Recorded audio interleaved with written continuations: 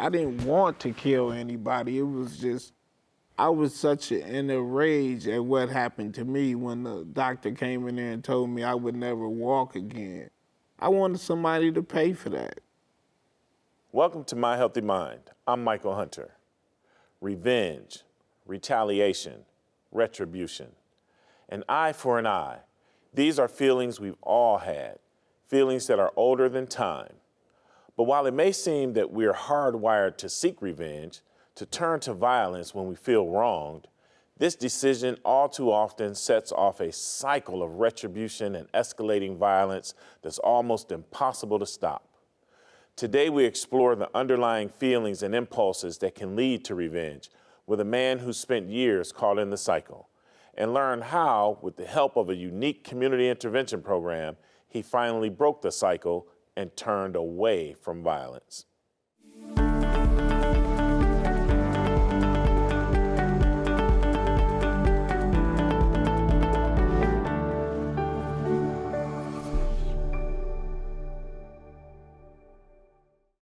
Derek Jackson, Roger Roper, welcome to My Healthy Mind. Thank you for having us. How you doing? You two gentlemen have viewed retaliatory violence from two distinctly different lenses. Derek, as the Director of Community Engagement for Washtenaw County Sheriff's Office, you have a perspective that is very different than Roger's. Will you start by telling us a little bit about the issue itself and a little background on it? Oftentimes when we think about gun violence, people go to mass shootings or they go to suicide. One of the things we've really been focused on is retaliatory gun violence. In our county, we estimate about 80 to 85% of the shootings in our entire county are retaliatory in nature, meaning you do something to me, I may be violently injured in the hospital, and while I'm in that hospital room, I'm thinking about how do I make you feel the same pain that you made me feel. And so for us, that became a major issue. You know, in our community, we had a young person who was violently murdered. They had ripple effects, and then it led to the next violent murder.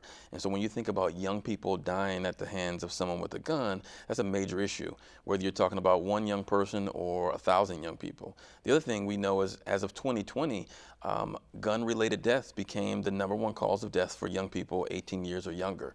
So it isn't just a Washtenaw County thing. This is a nationwide issue that we thought was really, really important for us to start to tackle. As a nationwide issue, we'll probably come back to that a little later, but is Washtenaw doing anything very specific from a local standpoint that's different than what's happening with a nationwide initiative? Yeah, and I think other communities are doing something similar. We have a group of community members that the Sheriff's Office is a part of called the Community Violence Intervention Team. We came together 2 summers ago because we had several violent deaths of young people, and we started to learn together, use common language, elevate community voice, those who have been directly impacted by violence, and then we came up with 14 things that we thought in Washtenaw County, if we did these, we could really have an impact on that street-level interpersonal violence. Roger, you look at retaliatory violence from a very different lens than Derek. Will you tell us a little bit about your experience? Well, my experience is I was shot a while ago, twice in the chest. And I know from experience that the whole time I was in the hospital, all I wanted to do was get back with the guy who shot me. And it took someone to come in there and kind of tell me, you know, my life still mattered and I could still do something with my life if I just went back to school or just got away from the violence. So that's the route I took. Circling back to your childhood, what do you think led to a situation where you would be in a violent encounter, or the people around you are encountering violence more and more? Well, I grew up in a violent neighborhood, and it didn't get violent exactly until crack hit the scenes. And when crack hit the scene, my neighborhood got violent. And when I grew up, I saw the people I was growing up with was drug dealers, and they were violent. And I looked at that, and I didn't have anything else to look up to, so I thought that was the route I would go. I got involved with selling drugs, I became a drug addict. Yeah, all of that got into me and sent me down the wrong path. When you were in that hospital room and you were contemplating and you were seething about retaliating and getting revenge, what was it that became that catalyst that changed your mind?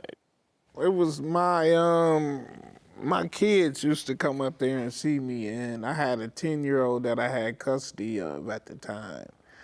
And every time I would see my kids come up there, I would think, I can't go back to prison, or I can't go to prison and leave these kids out here. You know what I mean? I didn't want to leave my sons in the hands of whatever was out here. I wanted to be behind and make sure I could raise my kids. And I knew I couldn't do that from prison.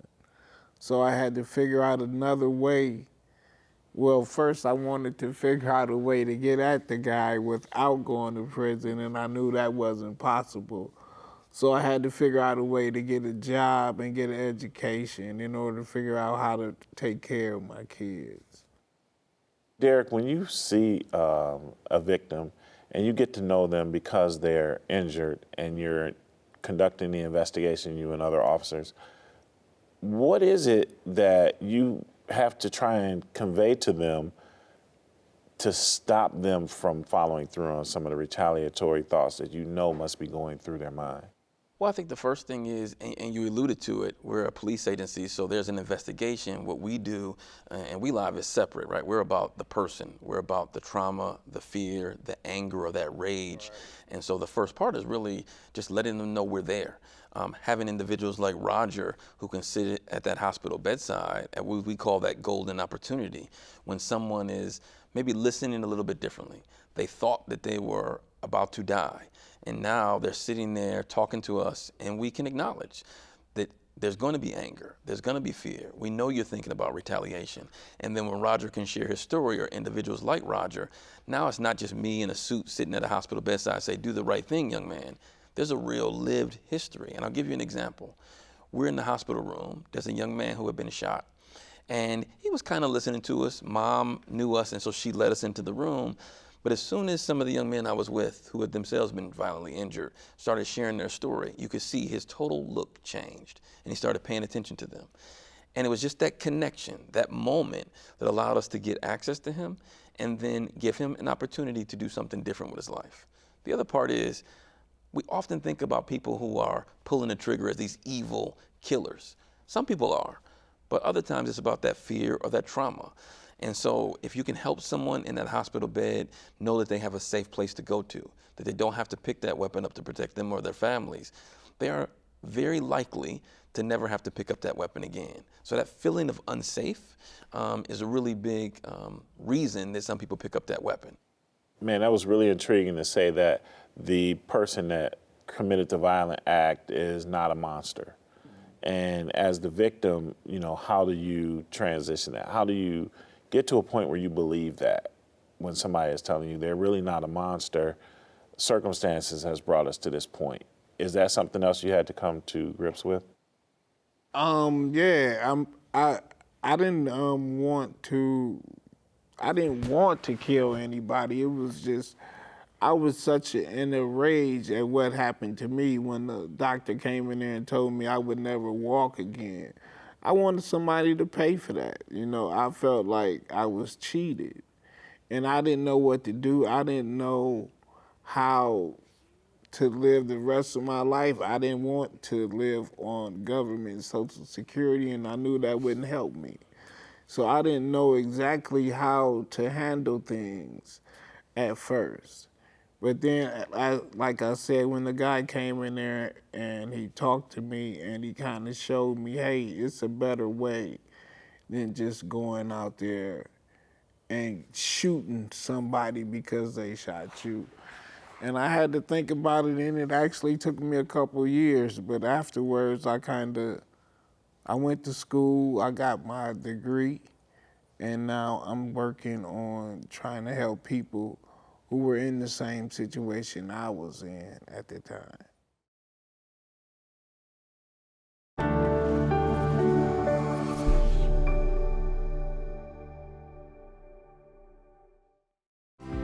At Team Wellness Primary Care Center, you will find all the basic services you need to be well and stay well. Come in for all your screenings. Come in for routine physicals and checkups. Come in for full-service dentistry. Come in for vaccinations and immunizations. At Team Wellness Primary Care Center, we take care of your total health. Team Wellness Primary Care Center. Come on in.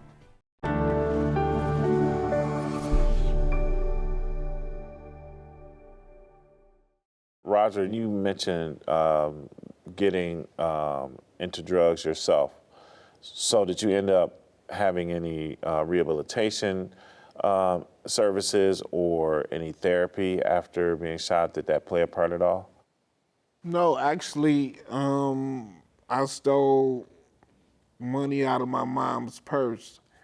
And when she seen me, well, when she noticed that I took the money, and I seen the look in her face, and she was so hurt about it, it kind of made me realize that, hey, man, this is not who you are. So I kind of sat on the porch and stayed out of the streets and stayed in my bedroom and never went outside for about 2 months, and I got off of it without going to rehab. I don't suggest everybody do that, but I don't think anyone will get off drugs unless they want to. How did you come to learn about CVI and to meet Derek? I was going to school and I just so happened to meet somebody who worked for Derek named Marvin, and Marvin told me about CVI. And I went in as a volunteer at first, and when I met Derek, Derek kind of gave me, I want to say, confidence that I could actually go into hospitals and help other people, because I didn't think I could do nothing like that. And Derek kind of gave me the confidence, showed me the ways to go about it. And ever since then, I've been with Derek in CVI. What does CVI stand for? Community Violence Intervention. And when you work with CVI, is Roger's story typical or atypical as far as what you find where people are willing to change? I think given the right opportunities, what we've been finding in our work is people are willing to change. It's just sometimes where can you go to get safe? In a community as small as ours, it's often very difficult for someone to remove themselves from the physical environment to be safe. Are there the opportunities that Roger alluded to? So sometimes those opportunities are really, really limited. But for the most part, people have been very receptive. Our entire team, Roger might give me a lot of credit, but it's really the folks like Roger who can do the work. I'm not the person always sitting in front of a young person in that hospital bedroom. It's a Roger or it's some of our other team members. And so their ability to establish a connection, to know people in the community, that I think is what I call the secret sauce. The first thing we do in the hospital is what we need to do today to make sure you and your family are safe. And if you were in that hospital and we were the life raft to help you and your family get safe, now there's a connection there like no other. And so that's the first part for us. And then we got to follow through on our word. We got to make sure we can do what we say we're going to do, but they also have to commit to us. We're investing in them, and we ask them to invest in themselves and their families. You can't go out there and retaliate. You can't go and have your boys retaliate. You really got to commit to this thing if you're serious about it. So you spend a lot of time not only with the person who is the primary, but their ancillary family and friends, engaging them in the same program? Yeah, you have to. Again, one of the things that's unique about us is our community is so small, so geographically we're small, but also we're so familial, right? We all know each other and are related, and everyone knows each other. So if Roger gets violently injured and I'm his cousin, even if Roger decides I'm done with it, I may continue to perpetuate that. So it requires us to really be hands-on with the entire network of individuals. And so for us, it's really important for this multi-generational approach. Got to do with mom, dad, cousins, and uncles, because everybody gets roped up in this. It isn't just the person who was the specific injured individual. It really is a community issue. Did you not only lean on the principles of the program, but something like in your own life, your own faith, your own. Definitely God is number one in my life. I know I wouldn't be here without God. I've been shot at, I've been shot in the chest twice, I've had several car accidents. I'm still here, and I'm still out here trying to help people. So I know number one is God got me here.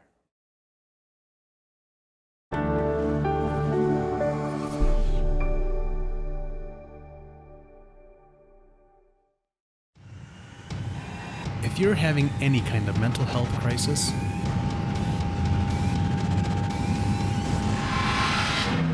we can help. At Team Wellness Crisis Centers, you'll be seen immediately, stabilized in our own private facility, and given all the care you need to get better. Don't wait. Call the Team Wellness Helpline at 1-888-813-TEAM. It could be your lifeline.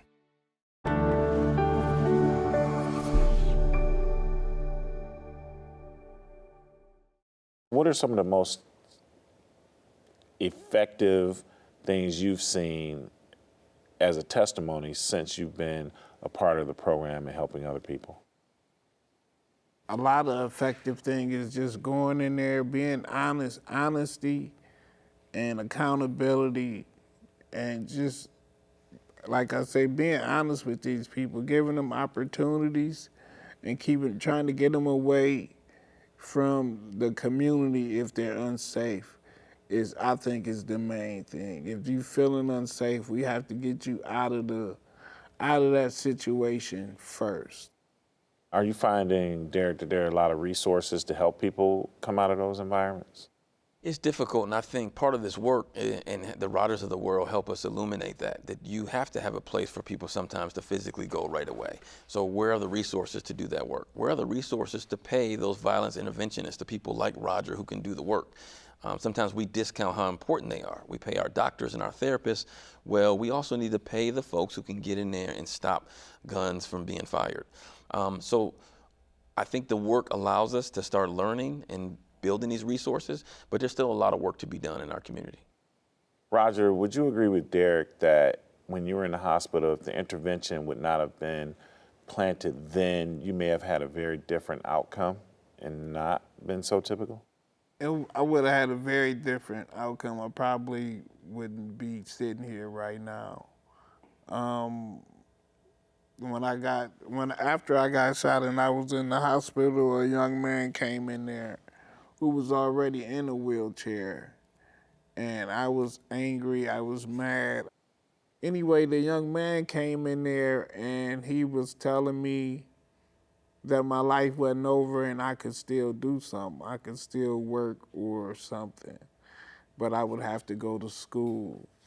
And it sounded all good, but when he had a girlfriend who was pretty.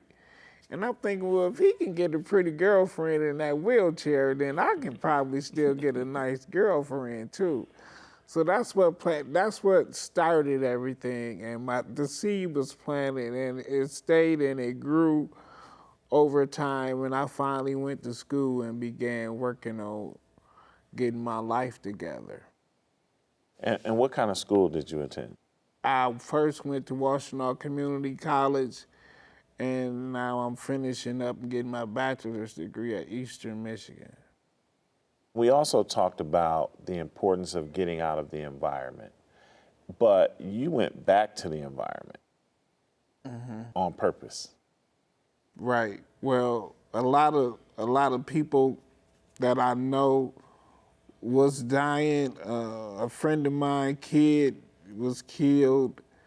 And I'm thinking like, man, I can't continue to just sit up and watch and listen to this. So I went back and basically seen if it was anything I could do, was kids I could talk to help. And then that's when Marv and Derek gave me an opportunity to get with CVI, and that's when I started working for the sheriff's office. And do you look for, Derek, people to go back to the community right away, or do you plan for them to be away for a time and then transition back? Yeah, I think it's really about each situation is different. So some people don't have an option to get away. And so you have to figure out, like, how can you stay safe in your environment? There's not this ability to magically transport somewhere else. But for some people, it is about getting away. Some want to stay away. Some say, you know, like, now that I am safe, got my life together, me and my family are feeling good, it's too much trauma, too much hurt and anger back where I'm from, I don't want to go back. But for many people, they still are in the same physical environment. And so it really just depends on the individual and the situation. What about bringing together the perpetrator and the victim? Is there any of that opportunity there? Have you seen any of that happen? Any kind of reconciliation? Well, I say even before we get to reconciliation, before we get to the trigger being pulled, what we also do a lot of is how do you dispel some of the beefs that are out there in the street in the first place? When we hear about those, we often have feuding sides that sit down together, that talk things through. And there's a couple pieces. Number one, a key is, do we have a relationship with one or both sides? Number two, what is the beef about? Is it something really simplistic that is over something minor that could really be worked out? And number three, are people really willing and wanting to sit down? If you get those three things, we've found some pretty good success in squashing some of the beef. But to your point, it's difficult to think about getting people after someone's been to prison or violently injured or in the hospital and almost lost their life to come together. We want to be able to work to that point to repair some of that ultimate harm, but that's a pretty rare occasion to be able to get to. We had someone who went to prison for murder, and when he came out, the daughter of the person that he had murdered sat down in our office and had a conversation and developed an understanding. Not a love relationship, but an understanding of, like, that happened many, many years ago, and now I'm trying to move forward with my life. And there was an understanding that was there, and it was a powerful discussion to be a part of.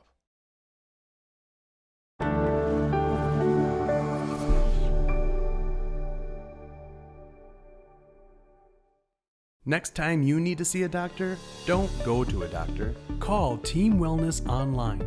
With Team Wellness Online, you can see a doctor or a therapist without waiting, usually within 24 hours. Your televisit is private and 100% secure, and you can take all the time you want. So next time you need to see a doctor or therapist, call Team Wellness Online at 888-813-TEAM to make a virtual appointment, and we'll come to you.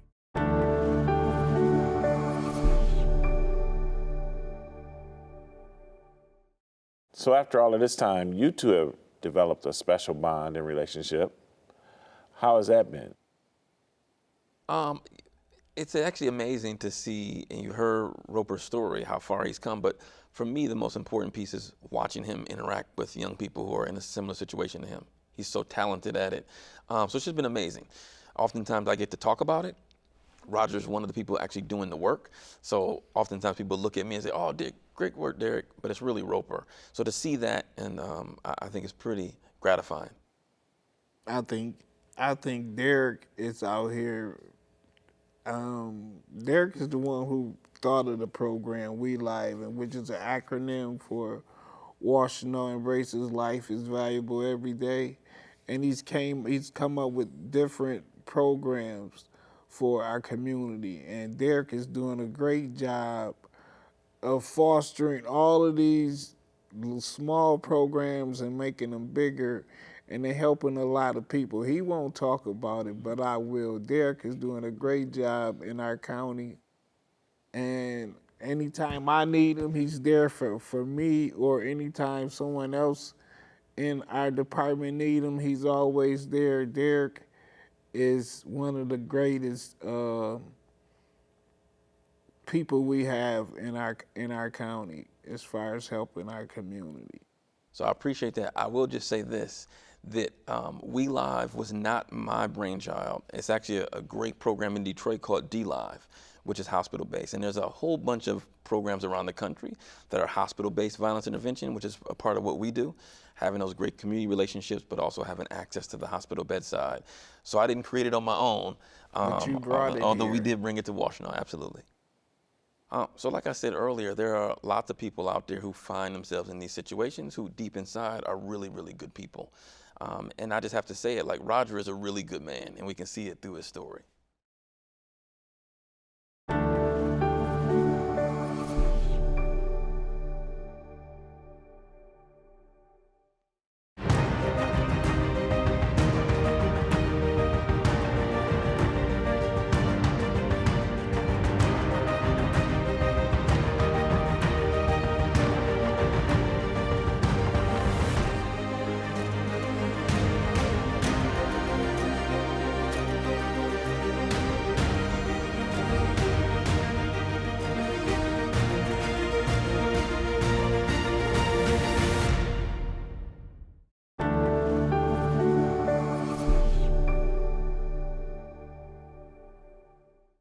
Fear, anger, powerlessness. These feelings are natural, even justified. But what do you do when these feelings become violent? The first, most important thing is to physically distance yourself from the scene of the violence in order to avoid triggers or repeat confrontations. A new environment can mean a new start. Express your feelings of rage, frustration, powerlessness, and fear outwardly. Do not hold these feelings inside where they can fester. Rechannel your anger into positive, calming activities, and then try to let it go. Try not to cast yourself into the role of victim. Instead, reclaim your power and your confidence. Practice forgiveness through meditation, religion, or counseling. Remember, you have the power to forgive. Reach out for support and to support others who have gone through similar traumas. Finally, recognize that you're part of a cycle of violence and you need to break it. Thank you for joining us today as we explored the cycle of street violence and how to effectively turn away from it. If you'd like to learn more about this or any other mental health issue, visit us on our website at myhealthymind.com, on Facebook at My Healthy Mind Show, or on Twitter. If you missed any of our past episodes, you can view them on YouTube. You'll find a complete list on our website. And as you follow us on Facebook and Twitter, please feel free to comment and to suggest ideas for new shows. We'll see you next week for another edition of My Healthy Mind. Let's talk about it. Be sure to like and subscribe for more episodes of My Healthy Mind.